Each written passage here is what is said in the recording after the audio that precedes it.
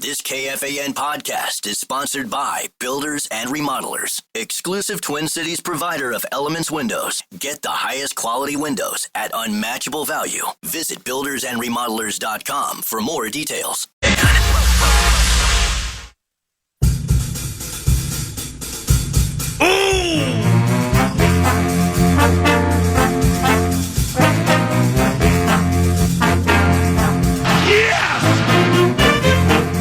Vikings. Hell no, we're going to go to playoffs next year. I'll tell you that right now. You want to change the conversation, win some games. The Duke is on fire! Good stuff. 9 to noon. Just listen.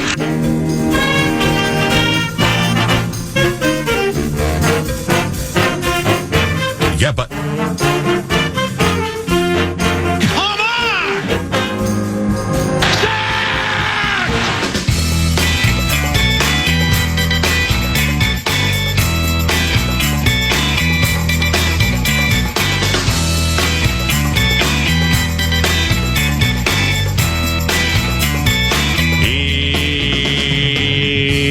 Here they come. This is 9 to noon.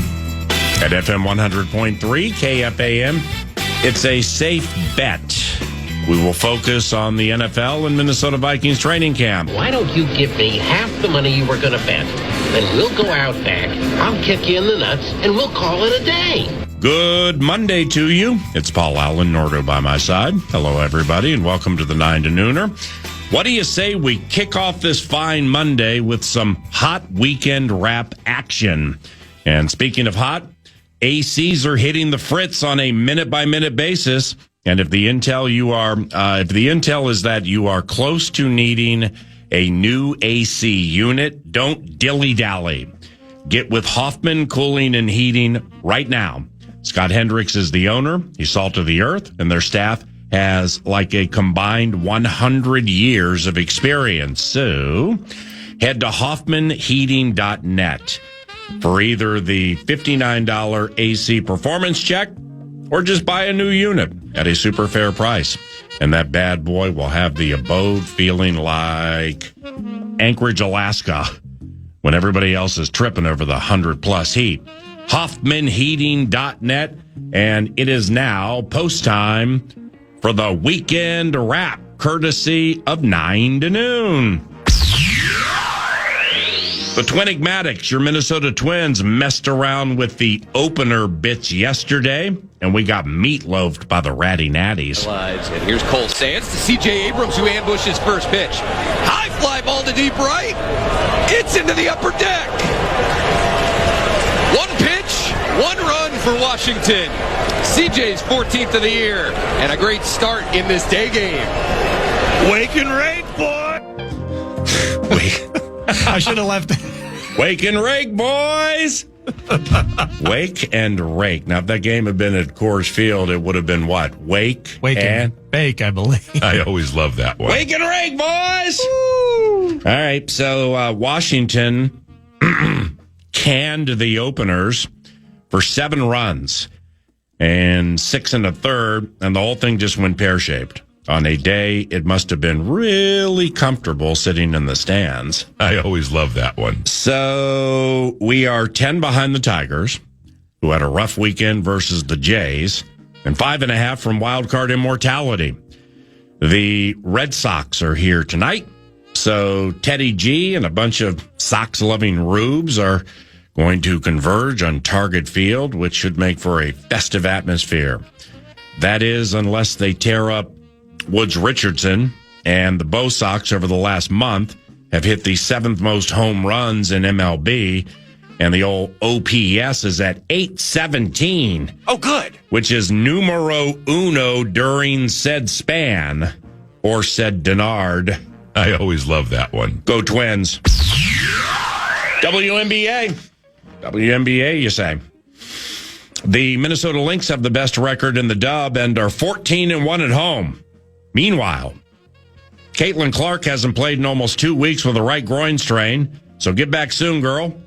Yours truly is tired of checking fever box scores and not seeing you. Football and the Dallas Cowboys finally seem to be doing it right. So much talk about a certain big spot signing that just wasn't taking place. And the player can't be happy. And Jerry and Stephen Jones are hardballing said stud.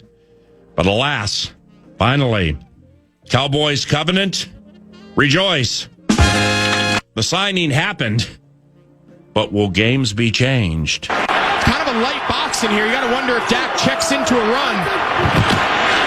Prescott going to keep. Toss to Ferguson, and he's in for the touchdown. Jake Ferguson, though. You know, that big spot signing, NFL Network, the mothership, and KFAN and NFL.com and ProFootballTalk.com keep focusing on. Yeah, the Jake Ferguson signing under the cover of darkness. Everybody's thinking about Micah Parsons, and lo and behold, tight end Jake Ferguson. $52 million, $30 million guaranteed. That makes him the richest tight end in Dallas Cowboys history. Jason Witten and the likes of Billy Joe Dupree undoubtedly are like, mother. Jake, what? Mother. But still, no signing of the great Micah Parsons, which can't be cool in the locker room. And the Cowboys, this $3 bill, continues to sell outdated hope somehow, some way. Go Jake Ferguson, go Dallas Cowboys. That's the weekend wrap provided by Hoffman Cooling and Heating, hoffmanheating.net. There you'll find also at the website 24-hour emergency heating and cooling repair and replacement in the Twin Cities. Good morning. The Minnesota Vikings, the Vikings pads today, Rubber Meeting Road, 9 to noon, loving it, and everybody in the Covenant loving it too. It's Pads Day at Twin Cities Orthopedics Performance Center and certain destinations around the National Football League. When the full armor is donned, the worm has a tendency to turn.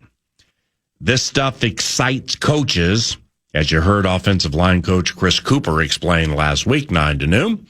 And here's the latest we have heard about facets of the Minnesota Moving Company, and good morning. The right people seem to be really excited to see rookie Donovan Jackson mix it up with the likes of defensive tackles Javon Hargrave and Jonathan Allen, with the pads on, with the whole armor of the gridiron contributor, everything like a real football game. That all starts today, and it's going to be hot. And then they're going to do the same thing again tomorrow, and then they're going to do the same thing on Wednesday. Then they're going to have a Hall of Fame break on Thursday to commemorate Jared Allen, and then the grind and the NFL clock continues training camp style, because they're excited to see the worm turn with what happens when these players get into pads and the intensity ramps up. A lot of people over there are super excited. They're excited to see if in certain drills, if Donovan Jackson, the first-round rookie, the left guard from Ohio State, can fluidly move the likes of Taki Taimani.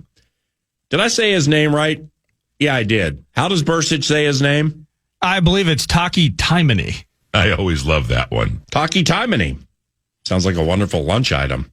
But he's a mountain of a man, so therefore Donovan Jackson, a very young man. He's a mountain of a man, but he's a very young man, very inexperienced in the National Football League. And when the pads go on, there are certain drills where Donovan Jackson will be required to move the likes of Taki Taimani and Harrison Phillips, a couple of very strong men.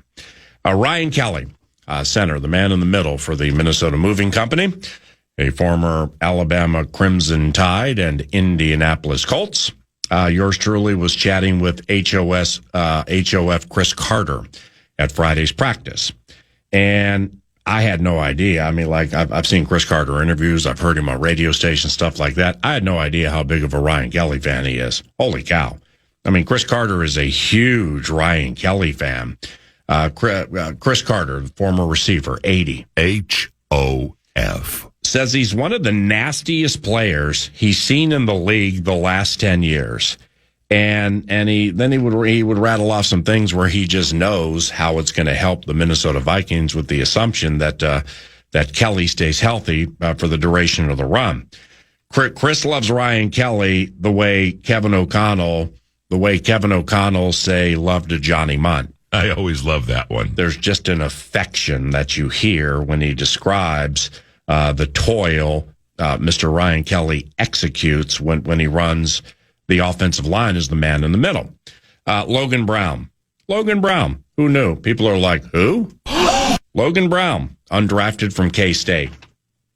I, for one, am happen to be really excited to watch not only padded practices starting today because it's a lot of fun, but this offensive lineman, this part-timer on the Minnesota Moving Company named Logan Brown.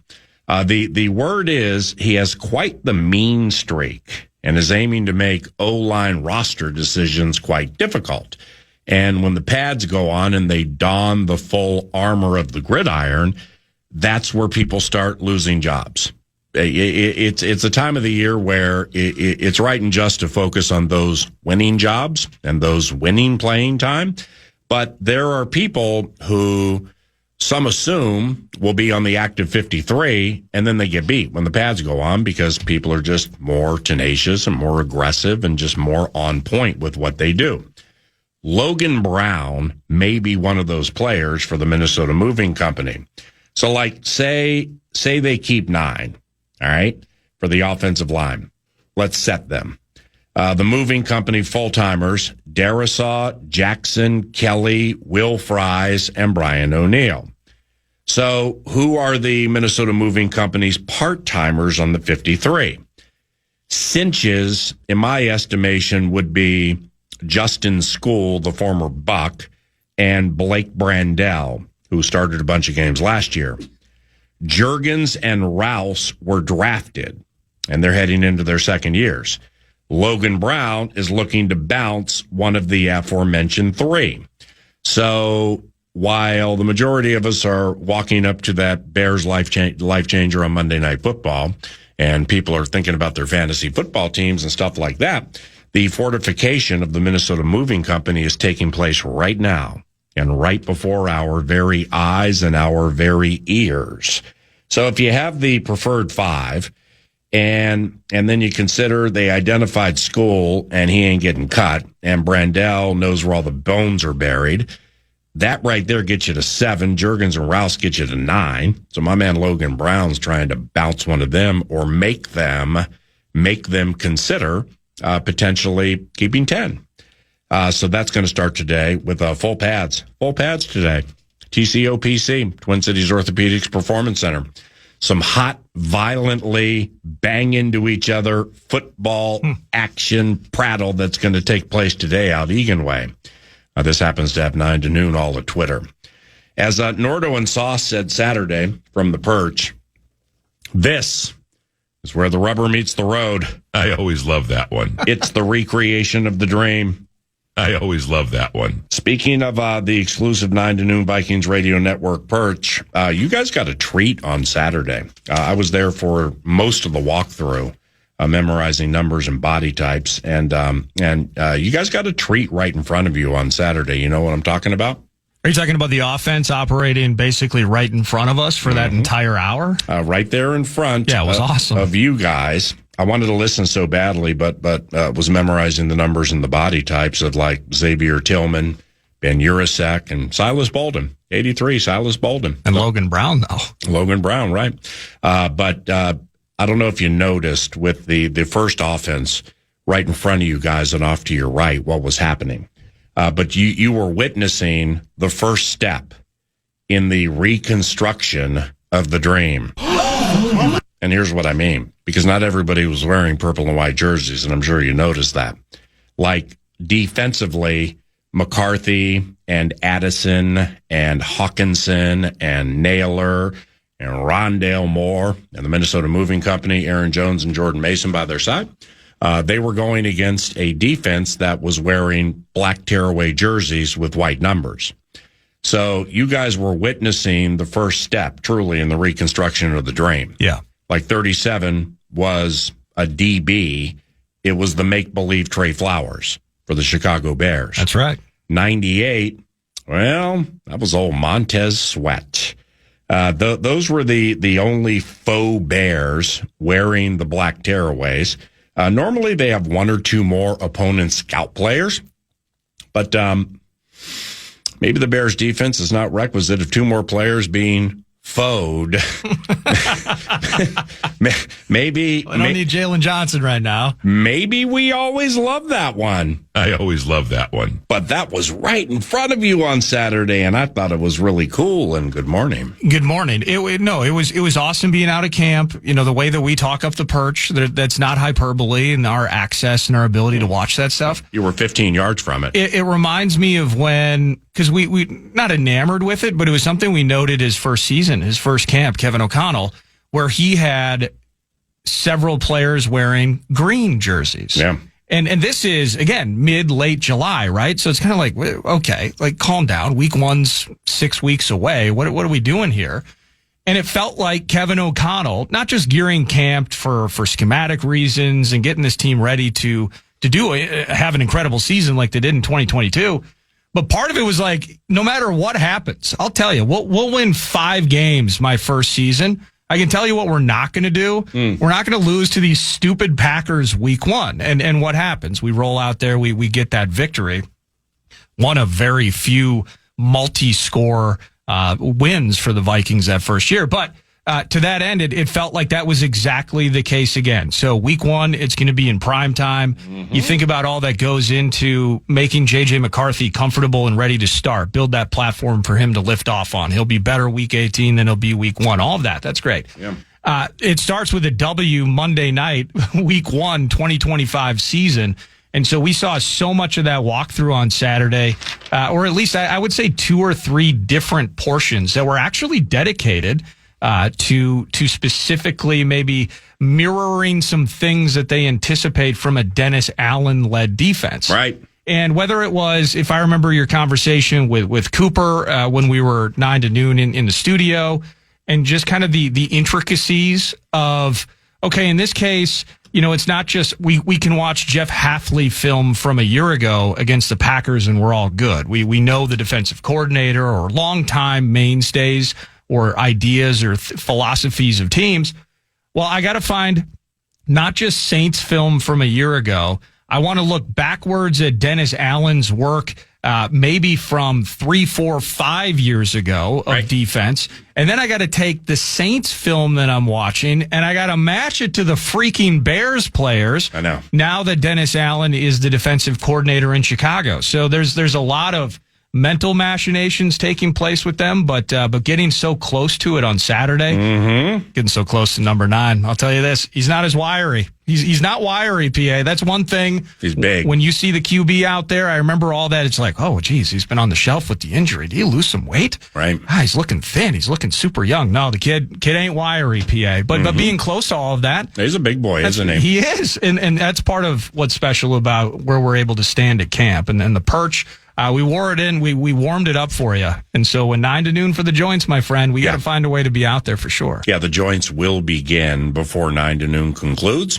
on August 13th and 14th with the red, white, and blue of football immortality in town, and that's going to be a lot of fun. Isn't it kind of nice? Sorry to jump backwards, though, as you were building. It's Pads Day, and there are so many different factors that go into that. How do we look at a corner? How do we look at a receiver, the breaks, and the individual competition that takes place? But just one thing, as I was watching things on Saturday as well, you know how nice it is if this works with Donovan Jackson to just draft a guy and then he's just good right away. Like we can just plug him in. We're not really we can talk about the 9. Yep. We can talk about Logan Brown trying to find a roster spot on this team and those cool stories on drafted cats and just rising from obscurity onto a roster. That's sweet. And that's what this time of year is about. But how about just the first round pick just being pretty damn good? How about him just working right away and there not being any drama associated with it? You got the mean streets of Ryan Kelly to his right, and then to his right, we're eventually going to see a full speed Will Fries. And so the ability just to say, hey, this kid that we drafted, We're not talking about limiting snaps. It's just, the grueling parts of learning how to be an NFL player, all that. How about he's just big and he's good right away? And the games haven't been played. The games don't count yet. So we'll get to see it. Everything I've heard is just that's what they expect. Just Donovan Jackson's a really impressive young dude that has crossed that, he's checked every single box. He's cleared every single hurdle to this point. The camp and putting the pads on is the next step. So that's one of my favorite parts so far is just knowing, hey, first round rookie guy, I think he's just going to work. I think he's just going to be good. And the Minnesota Moving Company, with our goal and our A topic in the offseason to get better, he's going to be a factor in that, and that's awesome. What you witnessed to land the plane is seriously, it's from the baseline. I mean, maybe they did it during organized team activities, but when they don the pads today, full pads for football teams, real football game-esque. I don't think they don't do things like that during training camp practice because walkthroughs outside of the trust factor with you and Bossy on the perch, yours truly on the sideline. The trust factor. Bursich showing up 2 hours early for the practice. When I was driving home, and there were two things that were happening. First and foremost, when Saucy Bossy was previewing something, I almost pulled over on 494 to start searching for this new player that we had named Brian Murphy. I always love that one. And I'm like, wait, isn't that a guy who used to cover the team for the Pioneer Press? Like, who do they have coming up next? And he's like, nah, Byron Murphy Jr. Byron. So that's first and foremost. But secondly, off what you just said, the what'd you just say? Oh, Pete Bursich, one of my favorite parts of Saturday, showing up 2 hours early for practice. I had no idea what you guys were talking about when you were sharing that. What did he miss a spot on the show? No, he wasn't slated to join. It was great to see Pete, by the way. Love Pete, adore Pete. But the bit was... I was there 2.5 hours. I didn't see him one time. Well, I think he just gave up because it was the opening segment of the show. And players are still just trickling out for walkthrough. Now, there's a vastly different vibe with walkthrough versus practice. And towards the end of our show, with two fans, getting into the stands, there was a good 1,000 people there, it felt like. Yeah. At least, and more to come as practice would get off somewhere between, 2:15, 2:30 is when it started? Yeah, it was packed, I heard. Yeah, it was absolutely packed, and it was getting packed. And on our side, those that have the tent and those sorts of things, they're walking to the tent. It was like 10 afternoon. And again, players are just starting to come out and get organized. Dominic. Pete rolls up. He's got Repeat. He's got his gal. Like the whole family's there. Yeah. Nobody's on the field. So he comes Where's up. the practice? We're on the radio. And he clearly did not care about that. So now we're giving hugs. And what time's this whole thing supposed to? Well, it's like 2-something, Pete. Where's Jonah? So he's off. He's talking to security. There's fist bumping and catching up with Tom West. And then I think they just left. I think he just gave up on practice. It was either going to start at noon and it was going to be great for the whole fam, or they're just not doing it. I don't think they ever came back. So, Got it. Have a great day, Pete. It was good to see you on Saturday. You witnessed the Minnesota Vikings offense starting to work on protections and plays for the season opener. Yeah. I think that's really cool. And that sucker has 9 to noon so fired up that, We're so fired up for the Bears game and subsequently the Minnesota Vikings regular season that there's really nothing that can dampen the enthusiasm. I mean, we might need to get to the clump known as the State Fair just to slow down our happiness. I always love that one. All right, 3-2. Oh, 3 weeks from Thursday. Why are you doing that? Yeah, because I didn't. It's going to be awesome. I don't like how I wrote this. We're looking forward to it. That sucker has 9 to noon so fired up. We need the clump known as the State Fair to slow down our happiness. Yeah. I always love that one. Even Jefferson's hammy tweak can't dampen our enthusiasm. 9 to noon. Or does it? Oh my gosh. Can you worry about it? Jefferson hammy. Swoon over his hammy. Intel is it's not bad. That's the intel everybody has read publicly, including yours truly. And the only preseason action old Justin Jefferson was getting anyway was going to be joining our simulcast for a quarter during the Houston Texans game. So JJ, Justin Jefferson, what's happening here? It obviously would be excellent for him to be out there with McCarthy for the August 13th and 14th joints against New England, and we are 2 weeks and 2 days from those life changers. So I guess we just chill and hope all 18 is good to go. It's akin to the same fishbowl, but under a different colored rock. This one would be blue and gold for the Los Angeles Rams, and it's sitting back and chilling, and I guess hoping about Jets swoon over his hammy is the same thing Rams fans may be doing right now. Chilling and hoping their quarterback, Matthew Stafford, is okay. Matthew might miss all of training camp. Yeah. And maybe the first game of the season with a back problem. Yeah, I saw a bit online about that. Like Devontae Adams so mad he wanted out of Vegas because Jimmy G was his QB and he's throwing him awful passes, and now QB1 in LA. Oh wow, Jimmy G's the backup though. It's Jimmy G right now. High cheekbones. I wonder how bad that thing is. Those who listen frequently to 9 to Noon when we slow roll and casually discuss the National Football League. I'm not the first or the only person to have this opinion, but I have a big Rams opinion this year. I mean, if the Rams were to get to the Super Bowl, it would not surprise me. I like how that team is constructed a lot. However, the veteran quarterback, first overall pick in the 2009 draft out of Georgia, Matty Stafford, he obviously is a major key here, even at the accelerated portion of his career. Bad backs and old people, though, just think about it. What's interesting here is Stafford had almost 2 months from minicamp to training camp, and the swoon over his spine has worsened. Yeah. So now they have 40-ish days before the season starts, and McVay won't commit whether he'll be good to go for the Texans opener September 7th. Yeah, their backup is Jimmy G. The kid with the high cheekbones and Super Bowl losing underthrow to Emmanuel Sanders. Yeah, him, that Jimmy G. Well, why do we care? Because we have a current regime potential developing stigma with these Rams. 0-2 in the mentor versus the Tyro Derby, and they killed us in the playoffs. So it's all happening. It's all happening very quickly. It's all coming at us very fast, including the donning of the armor today. Full pads for the Minnesota Vikings and their training camp practice. If you're heading out there, a bucket hat would be advised. Sunscreen absolutely is a must, and hydrate the best you can because it gets hot in those stands. You're listening to the 9 to Noon radio presentation, and what's on deck is courtesy of TimberTech and TimberTech.com. It's Paul Allen by your side, Nordo by my side. When we return, some NFC North nuance. I think I'll only have time to get to the best team in the division until they're not the best team in the division, which means somebody beats them for the division title.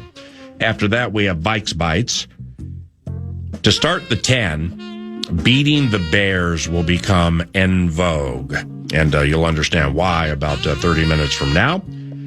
Also, this weekend, yours truly had a chance to chat with new Minnesota Vikings cornerback Isaiah Rodgers. We're going to play that back at about 10:20, and then old Parker Fox is going to join us in the 651 Carpets Plus studios at about 11:15.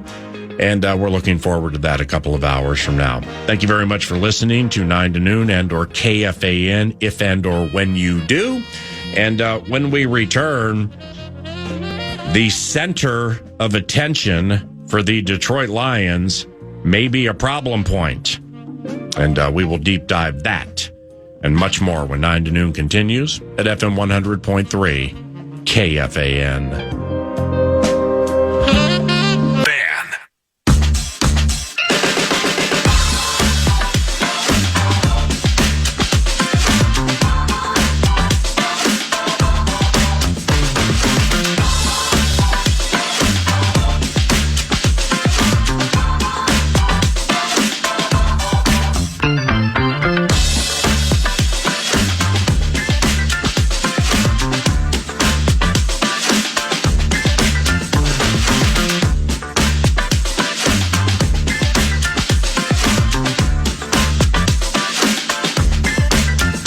to the big picture time of the year from a National Football League standpoint. Paul Allen filling in for Nordo. Season totals, rookies opening eyes, big name veterans getting cut. But what about the nuance? The little below surface bits about which few are wondering, but if they stay consistent or become problems, we all will look back to this time when certain things were discussed. And if the Lions center situation, Jefferson's hamstring, and Bears corner Jalen Johnson's weird leg injury linger, people will rue the day they didn't start worrying about this in July, darn it. That's why 9 to noon is here to keep you apprised of the nuance within the NFC North. And 9 to noon just refuses to let the tidbits get taken for granted. You, men and women, sweat Jamar Chase or Saquon for the first overall pick in your fantasy drafts. We will hone in on the nuance and some things that make or break seasons. By the way, any under the radar things wrong with the Green Bay Packers, or do they just like head into August home and cooled out? Because when I was reading up on Tate Ratledge, who the Detroit Lions desperately want to be their center, they got a little bit of a problem because he like ain't out of the gate that great. But they want him to be their center, and he's a rookie, I believe, from Georgia, and I'll explain it momentarily why they want it so badly. But then it's Jefferson and the swoon over his hammy. We have the Friday football feast at Twin Cities Orthopedics Performance Center last Friday, and I know you had this written down for Vikes Bites. I had it in the Tolstoy too, and we didn't really get to it, but it was Jefferson discussing McCarthy and patience required, and then people discussing Justin and the hamstring, and it kind of had some nothing to see terrorism here to it, which is great. It's late July, so true. There is nothing to see. But then I get into the division champions and some things going on with them, and I'm like, egads. And then you look at the Bears. That's the season opener, and we'll hear some cuts from beloved BJ. Ben Johnson coming up here relatively soon. Which I kind of like the guy, by the way. Well, I'm glad you said that. I really enjoyed the presser. I'm glad you said that. And you're being serious, right? Yeah, absolutely, yeah. Yeah, because there are moments when Ben Johnson's Lions offense on the beam, going great guns. I mean, high flying. I've seen him multiple times look at the opposing sideline and basically go like, what? As he's bouncing from the 20 to the 40 to the 50 to the other 40. Dropping 40 points on people. Yeah, because they worked on a play all week. They got the look. They embarrassed the adversary.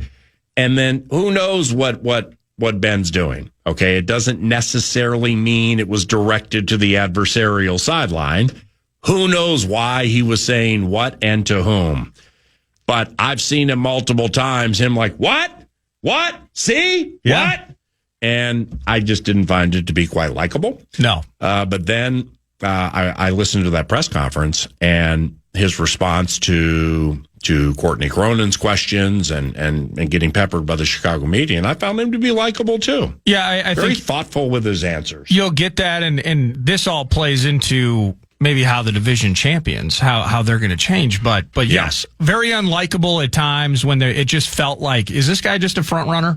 Like, is this guy, when everything's going perfectly, this guy's up in your face, kind of the bravado of like a Nick Sirianni, who now has a ring. So he can kind of do whatever Nick Sirianni wants to do. Right. He's been to the summit. But then I'm seeing him addressing the media. And again, you'll get to hear it at 10. But the way that he's handling clearly what is new. Clearly, maybe some roadblocks or speed bumps along the way. Yeah, he's being honest. You hear, Courtney, you'll hear a question from Courtney about the offensive install. Just, leading ahead. It's just, I can tell there's some humility in the mix, understanding that the grind is real. Yeah. And so I really enjoyed what I heard and what I'm seeing from the coach now that he's been in the mix for several months. Same. But defensively, Jalen Johnson, who is quite the good corner. He has some weird leg injury. Yeah. And so therefore they're a little nervous about that. So like with Jefferson's hamstring and the center of attention for the kiddies, I was like, I mean, is everything just beautiful in the land of milk and honey? Any under the radar things wrong with Green Bay, or are they just like everything's great into August?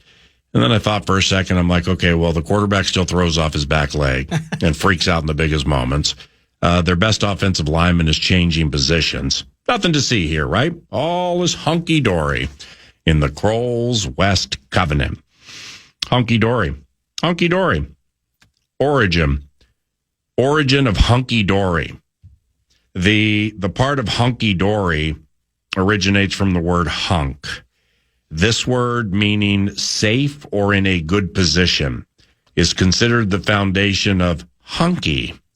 It's believed to derive from the Dutch word honk, meaning a goal or home, especially in children's games. Dory, hunky-dory. The origin of dory is less certain.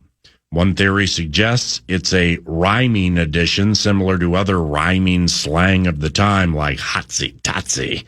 See? Hotsy-totsy just left the studio, see? Another theory particularly favored by some connects it to a street in Yokohama, Japan, called Hanchodori, which was a popular spot for sailors. Oh my gosh, can you All right, Nords, what do we think those sailors were doing?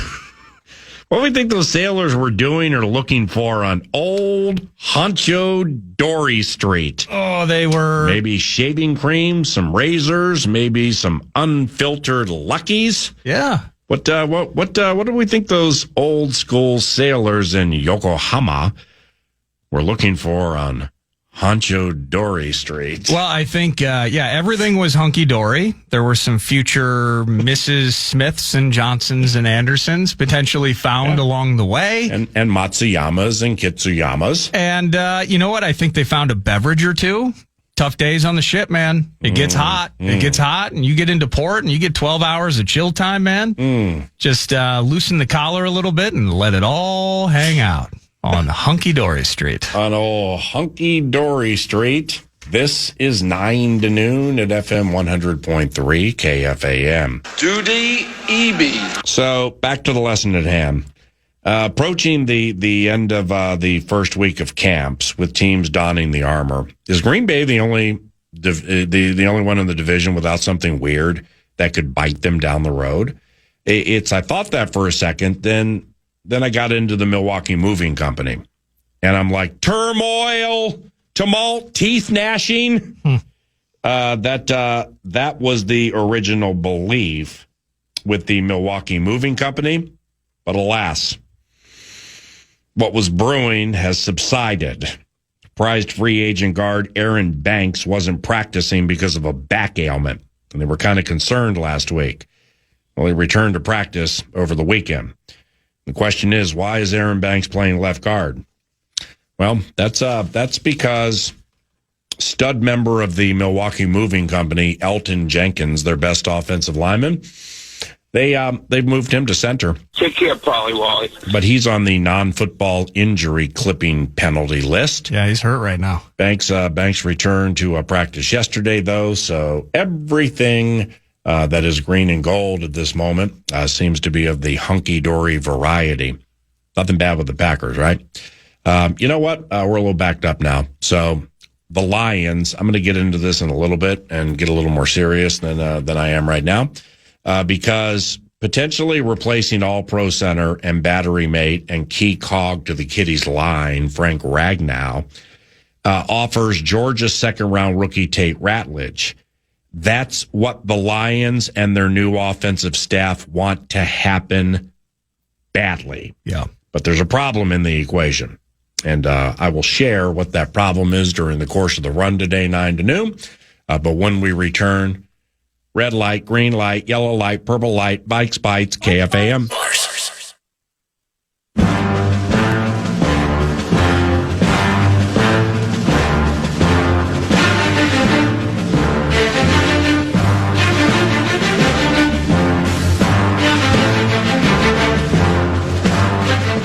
Vikes Bites. Welcome back, 9 to noon. Vikes Bites always presented by my buddies at Thousand Hills, lifetime grazed, grass-fed beef. It's elite. It's nutrient dense. They talk about it on the website because I can't talk about it intelligently. Regenerative agriculture that leads to an elite product.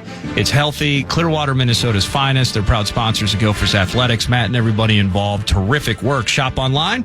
Go to Co-ops, Coburns, Kowalski's. They're all over the place. Elite meat. Elite beef. Elite. How about the head coach?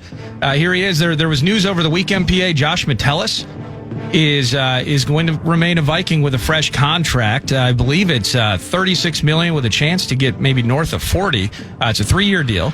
But here's Kevin O'Connell talking about kind of the other things that he impacts specifically out in the community. He loves it here. It seems like every community event, every chance to connect with the Twin Cities and, the hearts and souls of all people matter to Josh. And he can't wait to hand out turkeys on Thanksgiving. He can't wait to go, host his own, charitable event to get out with kids or folks at, one of our, medical centers in town. Every time that I hear about us doing something, he's involved. I think he's really proud to be a Minnesota Viking. I think his journey is something that means a lot to him. Doesn't it just kind of feel, and Metellus is the latest example of a PA, whatever one might think of Kwesi Adolfo-Mensah, this is what I was talking about with Saucy on the perch on Saturday. It's just like he gets deals done. So if the general manager is he's telling you he's not sweating a situation, it's under cover of darkness, no big deal. We got more financially flexible. Yeah, we re-signed Christian Darrisaw. Yeah, we got the Justin Jefferson deal. I told you it'd get done. Yeah. Just everybody take a breath. And now this is the latest example. It doesn't creep into camp. It's not a distraction. Metellus himself was not worried about it at any juncture. Right. And now we get an integral piece of the pie for Mr. Flores.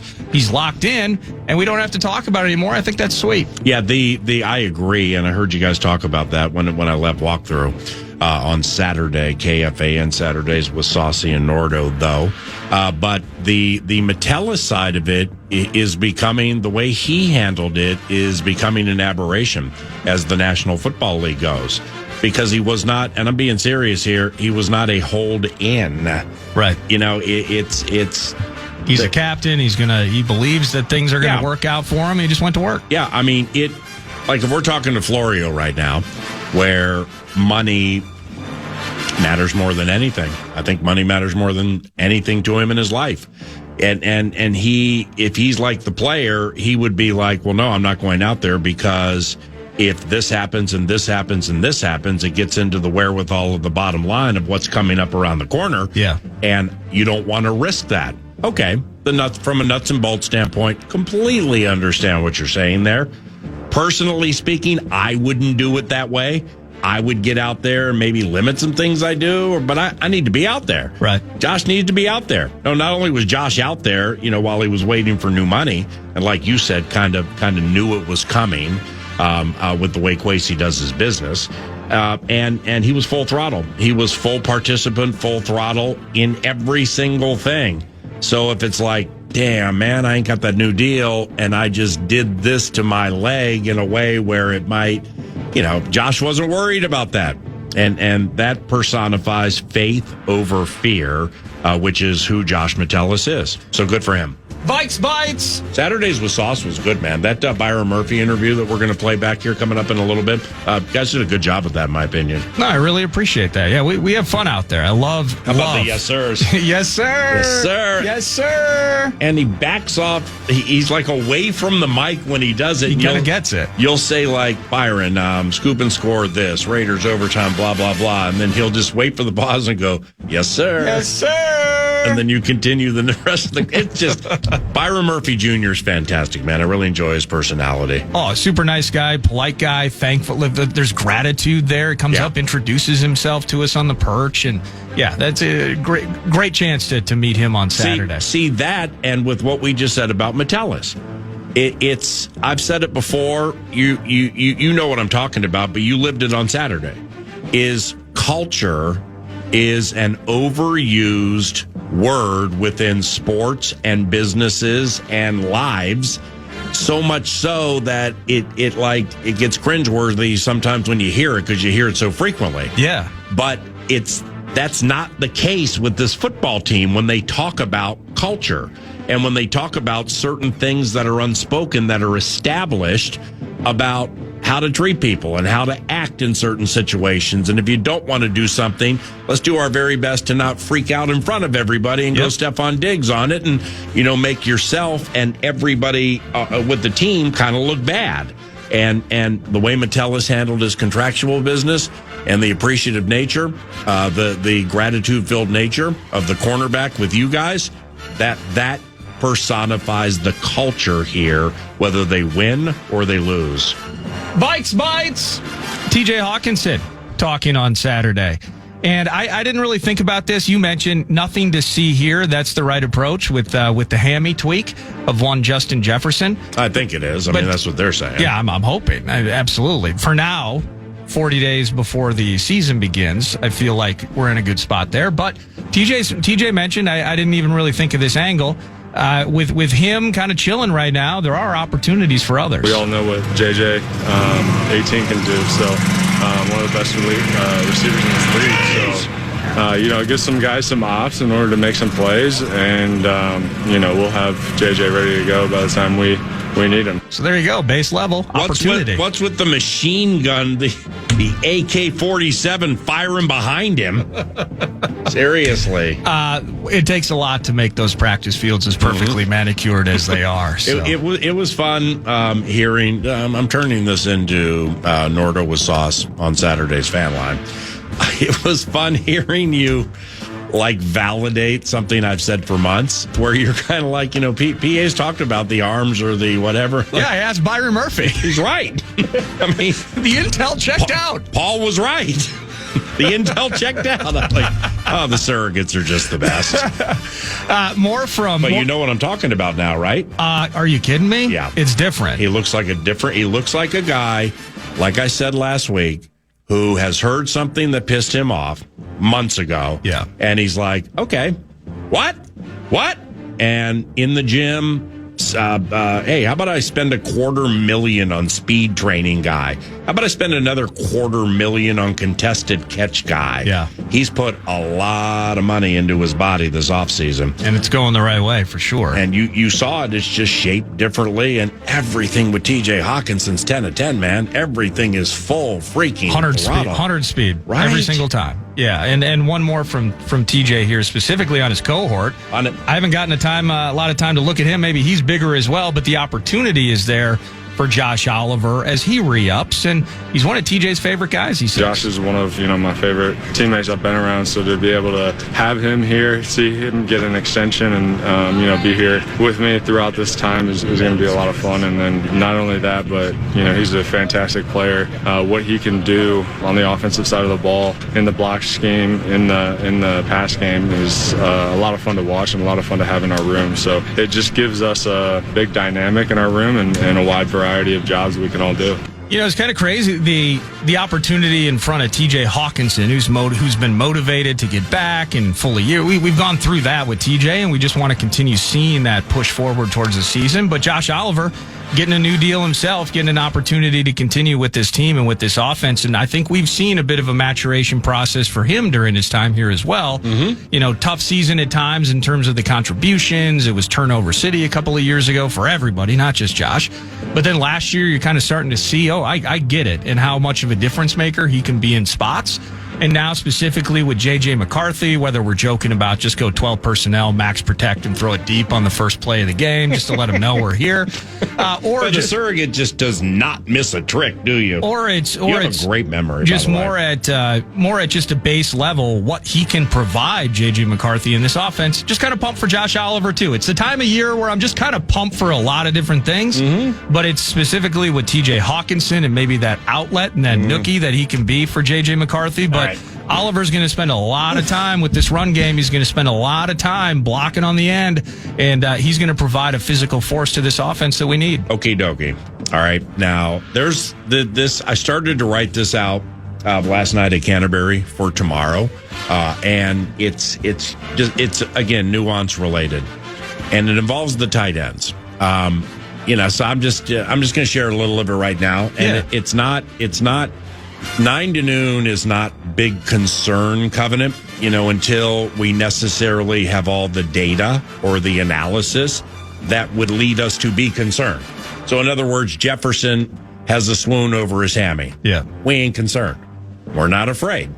Now, if head medical guy, sports performance guy, Tyler Williams, does a press conference or KO's we have an update and the update's not good. Okay, well, then we become concerned for ancillary things around it and trying to figure our way as radio guys and fans through it. So with that said, this is not a concern of mine, but the cliche is it's a copycat league. Okay, and it very much is. And now we can go back weeks, if not a month and change, when Nordo dropped in that cool, off just out of nowhere, Brian Flores press conference talker, where he's like, we look at other plays, paraphrasing, we look at other teams. Yeah, checking out Fangio, what's going on. I spend time looking to see what Vic Fangio's doing in Philly, Spags in Kansas City. Yeah, they all steal plays, okay? And the example that we used a few Mondays ago was the Monday night game between the Vikings and the San Francisco 49ers, where the Vikings tried an across-the-field pass that involved Jordan Addison. I think Ty Chandler might have caught it. Ty Chandler flagged, though. Yeah, and there was a flag, and it worked, but it came back. All right, so that's in October. So now we fast forward to February. Wait a second. Purdy did what to Jawan Jennings? Oh, geez, all the way over to McCaffrey, and he has a Vanguard in front of him? That looks exactly like the play they stole from the Minnesota Vikings from that Monday Night Football game. Can't be mad because you put it out there for everybody to see, but nevertheless, that happens all the time. And the point being here is, after the Vikings lost to the Rams, a lot of things were hitting me and a lot of things were hitting us. But from an under the radar standpoint, I came back I get it, being good with the defensive tackles and being young and spry and frisky with the offensive line and having a quarterback who doesn't hold the ball. Yeah. What about those tight ends? I mean, Hunter Long, Hunter Brown, whatever's Hunter Long, Hunter Long, Higbee, and then they got another one in there. Two of them, people, including yours truly, barely had heard of. The way they use their tight ends, badass. Yeah. I mean, they use their tight ends in ways that quite honestly, I can't say that I've seen in a while. And it's not necessarily just, protect or block or catch. It all involves that, but it's the timing of when they have them in the game, what they're selling and what they accomplish. So if you can run the ball in the postseason and if you can throw to the tight end and you have tight ends who know what they're doing, you're going to be a tough team to beat. And the Rams kind of showed the Vikings that. All right, so now we fast forward to the offseason. They draft Bartholomew from Pitt, and they sign a bevy of tight ends. Yeah, they do. Including Ben Urasek. Baby carrot guy. From Georgia. Yeah. And he was undrafted. He can play. Okay, I'm telling you right now, he'll make the team, he'll make the 53, and he'll be active. Okay, and this is very early in camp, and pads haven't even gone on. It's almost, I've seen enough, put him on ice. But here's the premise, is to say that you have to remember that this was considered a super deep tight ends draft from Loveland and the Penn State kid. Tyler Warren, yeah. Tyler Warren, thank you. All the way through, okay? Now, the last time we had a super deep tight ends draft, Dalton Kincaid, Tucker Kraft, the Musgrave kid, so on and so on. The Vikings in college free agency got a cat named Ben Sims, who was undrafted from Baylor. Okay? Well, when it's super deep with tight ends, you can find play-specific, situation-specific tight ends that fit exactly what you want to do in college free agency. Well, Bartholomew, he's not practicing, and I mean, I haven't seen him, so he's, as the kids would say, he's not in the chat. He's kind of out of the mix until he gets himself back in. Yeah, not in the chat until he's in the chat. So therefore, Urasek is getting a lot of opportunity that Bartholomew otherwise probably would have gotten. And when you're a Georgia Bulldog and you bookend Brock Bowers the way he did a couple of years ago, that's a force right there. And you're learning from a guy who's going to be the best overall tight end in the National Football League, either this year or next year or the next year. And Urasek's fast. So the Vikings ended up with Ben Sims in the preseason a few years ago. I mean, there were a bevy of teams who wanted to take him off the practice squad. Green Bay ended up getting him. And he's basically in uniform every game for the Packers, has been for 2 years, doesn't play as much as Musgrave or Kraft, but he plays a lot. That's going to be Urasek with Oliver, Hawkinson, and then your third. Right. But this guy's fast. I mean, this guy, I had no idea who he was, and I've now watched him 3 or 4 times. Looking forward. See, that's when I say the rubber meets the road with the pads. For the Uraseks, the Logan Browns, things like that. That all starts today, where they're going to have an opportunity against Eric Wilson or Blake Cashman or inside linebacker Dujour, where the veteran's going to be like, oh, okay, all right. Hey, that was a nice move. Good 20 right there. Whew, okay, let's do it again. So then the veterans will then get going. Yeah. Because the kids are spry and the veterans are chill. So this Urasek can play, man. It plays into the tight end situation that you're talking about because tight end depth is a question mark here. It is. Not a concern. It's a question mark in the estimation of 9 to noon. And that's Vikes Bites brought to you by Thousand Hills Lifetime Grazed Grass-Fed Sauce. Thank you, Thousand Hills. It's Vikes Bites. Indeed, it's Vikes Bites. Thank you very much, Tom. Thank you very much, Thousand Hills. And when 9 to noon continues, beating the Bears is going to be the topic du jour, probably at least once a week up to September 8th. Can't start too early for this one.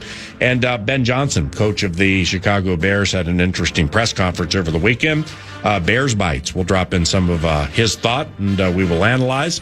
Then after that, new cornerback Isaiah Rodgers will be, he'll join 9 to noon via recorded fashion. I was at practice this weekend and chatted with Isaiah Rodgers for 8 to 10 minutes about his lot in life, and hopefully you enjoyed that within the next 15 minutes at FM 100.3 KFAN. Not all meals are created equal. For instance, breakfast has the spicy egg McMuffin for a limited time, and lunch doesn't. McDonald's breakfast comes first. Ba-da-ba-ba-ba.